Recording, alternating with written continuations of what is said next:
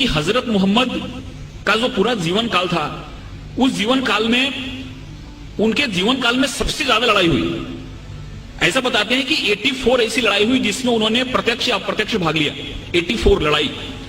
लेकिन आपको यह जान के और वहां पे आश्चर्य होगा कि 84 लड़ाई तो हुई, लेकिन सबसे कम लोग मरे उस लड़ाई में। अगर एक लड़ाई होती है तो उसमें हजारों लोग मारे जाते हैं, लेकिन इस 84 लड़ाई में जो रिकॉर्ड बताता है, उस रिकॉर्ड के हिसाब से केवल 1014 लोग मरे। और जहां कहीं भी लड़ाई होती थी, हजरत मोहम्मद का हुक्म रहता था कि किसी भी ऐसे व्यक्ति और इंसान को मत मारो जो लड़ाई नहीं करता। ख्वातीनों को महफूज रखो, बच्चों को महफूज रखो, जो ज़ईफ हैं उनको महफूज रखो। अगर कहीं से गुजरते हो और वहां पर अगर किसी किसान और किसी की पैदावार को नुकसान होता है तो उसको बचाओ। इसलिए 84 लड़ाइयां हुई और उन लड़ाइयों में केवल 1014 लोग मरे। दुनिया का सबसे बड़ा रिकॉर्ड है।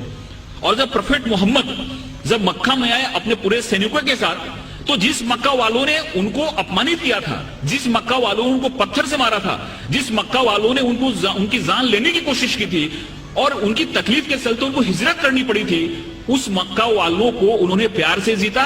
और वो मक्का की जो फतह थी, ऐसी फतह थी जिसमें खून का एक कतरा भी नहीं बना। प्रोफेट मोहम्मद को जितना अपमानित किया गया था, प्रोफेट मोहम्मद की जिंदगी को जितनी तकलीफ दी गई थी, अगर वो चाहते तो जिस समय उन्होंने मक्का में प्रवेश किया, मक्का की फतह की, उस समय हजारों लोगों का कत्ल करा सकते थे, लेकिन एक भी खून का कतरा नहीं बहा और बड़े प्यार और मोहब्बत के साथ उन्होंने मक्का को फतह किया। इससे यह बात सामने आती है कि शांति और अमन इस्लाम का मकसद है।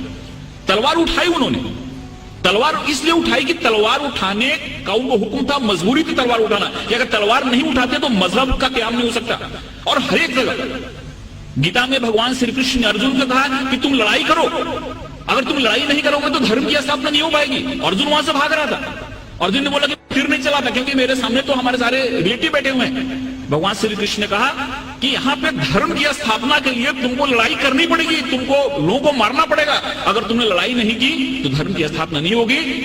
तो एक विशेष परिस्थिति में हमको लड़ाई करने की भी जरूरत होती है।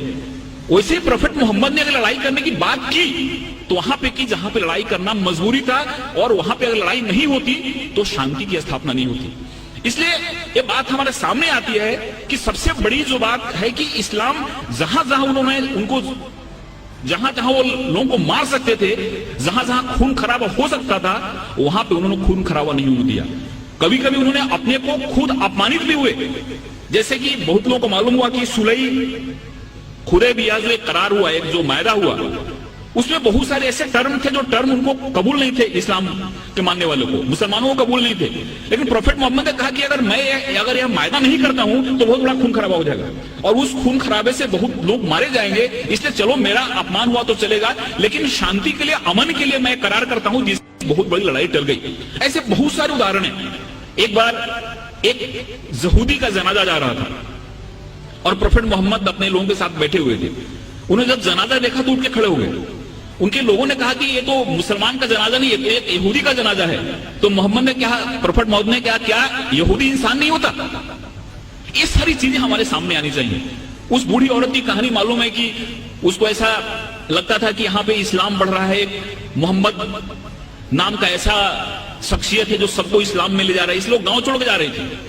उसके सर पे गठरी थी और गठरी उठ नहीं रही थी। एक नौजवान आया और बोला कि माता जी मैं आपकी मदद करूं, आप चलो अपनी गठरी में गांव के बाहर छोड़ देता हूं। औरत ने उनको गठरी दी और वहां से नौजवान उस गठरी को अपने सर पे लिया और गांव के बाहर गया और बोला कि आप ठीक है, आप गठरी लो, जाओ। उस औरत ने पूछा कि कैसा नेक इंसान है जो अपने सर पे मेरी गठरी लेके जा रहा है। उसने पूछा कि तुम्हारा नाम क्या है? इन्होंने कहा कि मुझको मोहम्मद कहते हैं। जिसके डर से भाग रही थी वही इंसान उस औरत की गठरी को अपने सर पे ले जा रहा है और उसको मदद कर रहा है, और उसी दिन औरत इस्लाम में आ गई। जो औरत प्रोफेट मोहम्मद के सर पे हमेशा कचरा फेंका करती थी नमाज के जाते समय, रोज कचरा फेंकती थी उनके सर पे। एक दिन जब उसने कचरा नहीं फेंका तो मोहम्मद जब लौट रहे थे, प्रोफेट मोहम्मद, तो उन्होंने देखा और पूछा कि औरत कहां है? लोगों ने कहा कि वो बीमार पड़ी हुई है। वहां पे जाके उन्होंने उसकी तबीयत पूछी।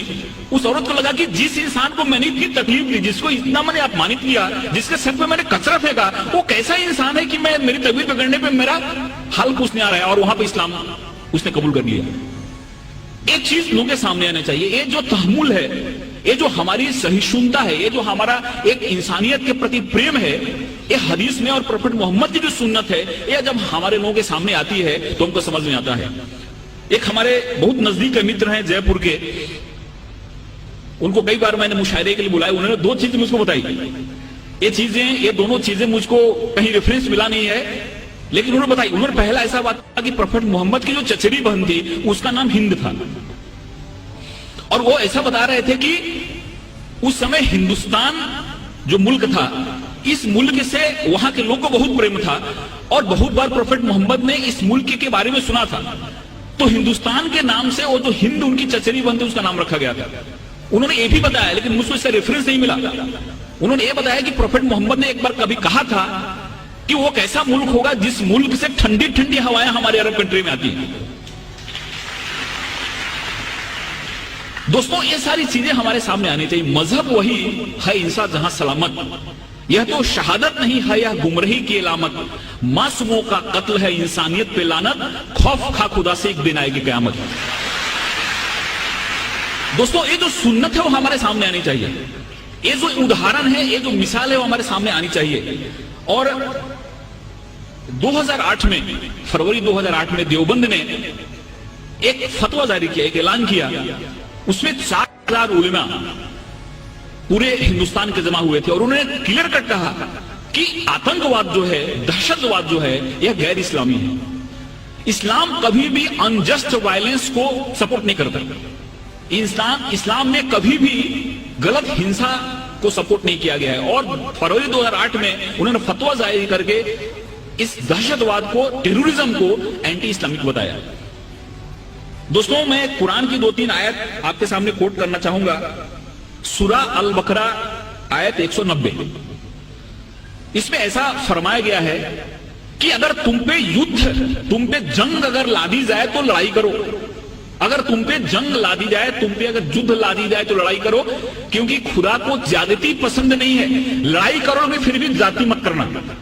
और हजरत मोहम्मद की सुन्नत में बात देखी जाती है कि उनके दुश्मन भी जो मारे जाते थे, उनके शव का भी और उनके लाश का भी उन्होंने बड़े ही हरमियत के साथ, बड़े आदर के साथ उसका दफन किया। कभी भी उन्होंने किसी लाश को बेइज्जत नहीं होने दिया, कभी भी उसकी बेहरमती नहीं की, कभी उसको तबाह नहीं किया। ये हमारी कुरान की आयत बताती है कि युद्ध उसी से करो जो तुम पे युद्ध लादता है, मजबूर करता है तुमको लड़ने के लिए, लेकिन फिर भी जाति मत करना, क्योंकि खुदा को जाति पसंद नहीं है। सूरा अल मायदा आयत 32, एक निर्दोष इंसान का कत्ल पूरी मानवता के कत्ल के बराबर है। इस आयत में फरमाया गया है कि अगर एक निर्दोष आदमी है, इनोसेंट आदमी है, अगर उस आदमी का कोई कत्ल कर देता है तो उसका कत्ल पूरी इंसानियत के कत्ल के लायक है। इसलिए कभी भी इस्लाम किसी भी निर्दोष और किसी भी बेगुनाह इंसान के कत्ल की कभी इजाजत नहीं देता। ये हमारे कुरान की बात कही गई है।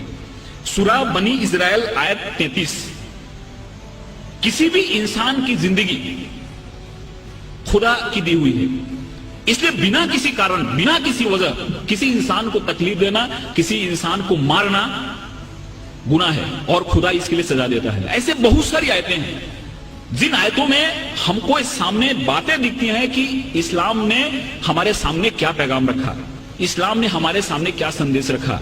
लेकिन कुछ ऐसी परिस्थितियां हुई जिसके चलते गलत मैसेज गया।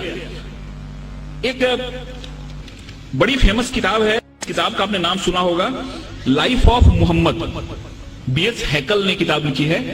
और उस किताब में उन्होंने ऐसा लिखा है कि बाद में काफी ऐसे ट्राइब्स थे, ऐसे जनजातियां थी जिन्होंने इस्लाम को स्वीकार कर लिया, और इस्लाम को स्वीकार तो कर लिया लेकिन इस्लाम के पैगाम को समझा नहीं, और उन्होंने काफी जगह बहुत सारी उत्पात मचाए, जिसमें ततार और मंगोल्स ऐसे ट्राइब्स थी जो इस्लाम को स्वीकार किया लेकिन इस्लाम को नहीं समझते हुए उन्होंने इतने अत्याचार किए जिसके चलते बहुत जगह इस्लाम बदनाम हुआ कि इस्लाम को मानने वाले ऐसा करते हैं। इसका B.H. हैकल ने अपनी किताब में बड़ा ही अच्छा एक्सप्लेनेशन दिया है।